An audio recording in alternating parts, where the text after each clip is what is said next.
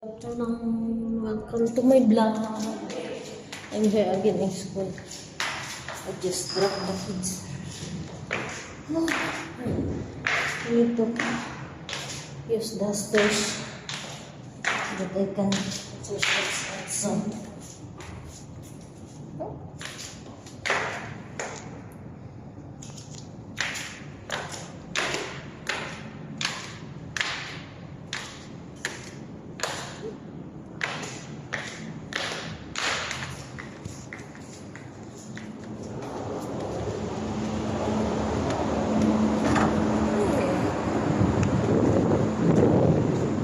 The wind outside is hot, but the aircon inside is very cold.